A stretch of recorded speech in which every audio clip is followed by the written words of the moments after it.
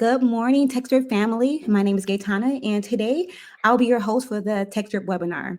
Now, today we'll be covering the importance of the health scorecard.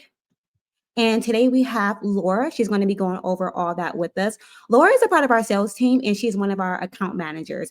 She'll be also answering all those important questions I'm going to be asking her today about the importance of your health scorecard and how to keep your account within good standing.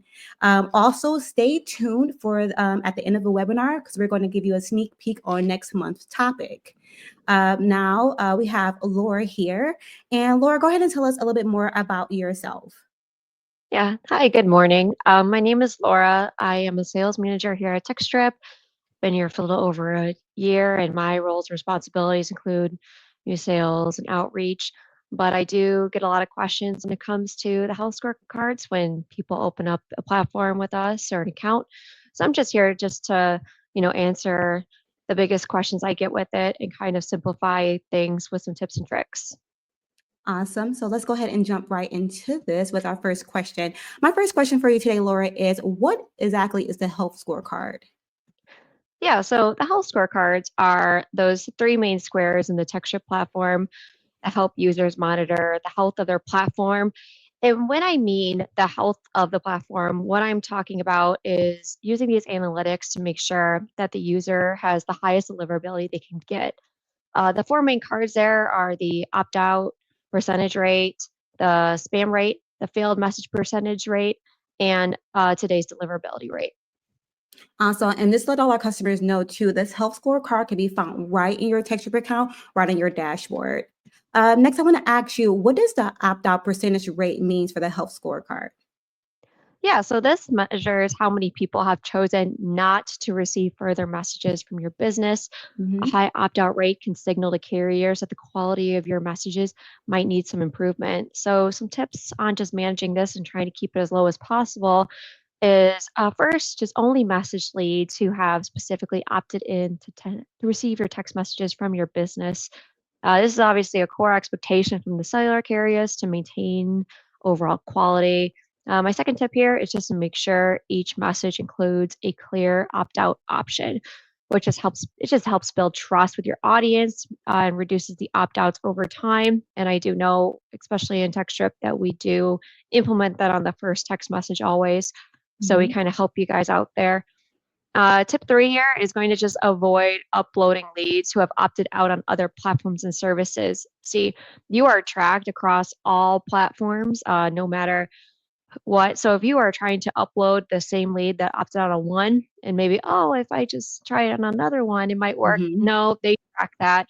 So just make sure that you're not re-uploading those leads that have opted out. I could definitely flag your account for those issues. Absolutely. And another thing too about our opt-out language is that you can actually make your own opt-out language too as well. So if you're interested in that, just let us know too how to make your own customizable opt-out language on your account. Next, I do want to ask you, what does a spam percentage rate health score mean? This is the metric that tracks how often your messages are flagged as spam, which can impact your message quality.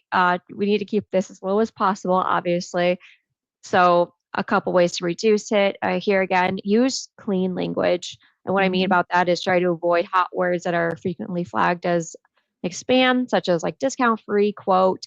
I do believe that you guys might have a list of overall some, but if somebody is unaware of which ones there are, we have a spam indicator or a Mhm. spam score on our platform. So if you were to click that after you write a text message, it'll flag those words as read. So then you can, take them out and maybe put a better word in so that you don't get a spam score or a spam percentage. Next tip here is just avoid character replacements. So using symbols or numbers in place of letters, like replacing a O with a zero or a one with an I, just another red flag. Just keep your messages straightforward and readable. Don't try that. They figured it out. Also, like again, just add context. So personalizing your messages with the recipient's first name, your business name, your name, can make your messages more relevant. It makes it feel more authentic. Like, oh, this message is for me, me only. Mhm. Um, my last tip here is just use spin text and buckets. Just using these to just vary your message content really helps reduce that risk of getting flagged for spam by avoiding that very repetitive language. Absolutely. Thank you for all that too. And one thing too that what we actually do with TechStrip with the demo team is that after each demo, we actually give you a list of the most commonly the most common spam words too as well. So any of you guys, if you've never done a demo, definitely sign up for a full TechStrip demo, and we'll give you a full list of all those words too to help you keep your account within good standing. Next, I do want to ask you, what does the failed message percentage health score mean? Yeah, so that box there measures the messages that failed to be delivered. Hmm. It can affect your score, but it's not. I mean, it does matter because what it does is that you're losing out on money because you're still spending the money to send out those messages, but they're not going anywhere. So Hmm. obviously try to reduce that for yourself so that you're not just like throwing money out the window. So one way I suggest to help this is just scrub your leads. Before sending messages, check for landlines or disconnected numbers, inactive numbers, to avoid those unnecessary failures.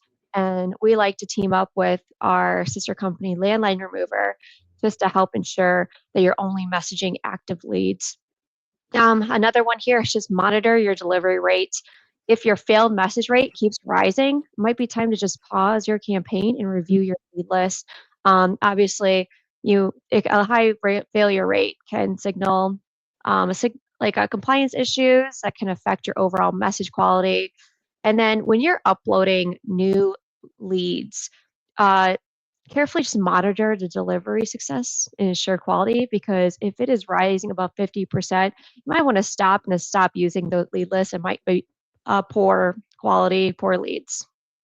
Absolutely. And for those companies will work with companies that have already have a DNC list, still go ahead and consider using our sister platform, Landline Remover, because not only does it check for the people that's on the national do not call list, but it also scrubs for landlines and it also scrubs for those known litigators too as well. It's actually way more cost efficient to scrub your CSV files on Landline Removers before you actually upload that into TextDrip. And Landline Remover is actually fully integrated within TextDrip too as well. So if you don't like going back and forth, you can just fully integrate it too. You can sign up for a demo and we can actually show you how. But let's go Yep. ahead and go to that last question we have here for today. And our last question would be, what are the best practices when it comes to monitoring these health scores? I cannot stress this enough. Just be proactive, guys. Mhm. If you notice your numbers are approaching a 4% spam rate or a 5% opt out rate, consider really pausing your numbers temporarily. Staying proactive, which just really helps messaging quality, keeps them high, reduces the likelihood of having issues down the road. Also, distribute your load or your leads across several numbers. This will obviously reduce the risk and maintain quality. Try using multiple numbers in each campaign. We suggest assigning no more than like 500 leads per number Mhm. per day to really help this. Last one, just avoid overwhelming your leads. Respect the preferences of your leads, guys. Do not send too many messages. That could lead to obviously some complaints, higher opt outs, and will obviously affect the quality score. Absolutely. So I just want to say thank you so much, Laura, for joining us today. You gave us a lot of important, informative information about the health scorecards. So I really learned a lot today. I hope all of our customers that are listening apply all this information that you gave to them today. Now, if anybody has any additional questions, you can always reach out to us at outreach@textdrip.com. Now, for those who stayed tuned, as promised, here is a sneak peek on our next topic. Our next topic is going to be managing failed messages on your TextDrip account. So guys, I want you all to be on the lookout for that soon. Once again, my name is Tana. I am from the TextDrip demo team. You all have been so great. Thank you so much. Bye.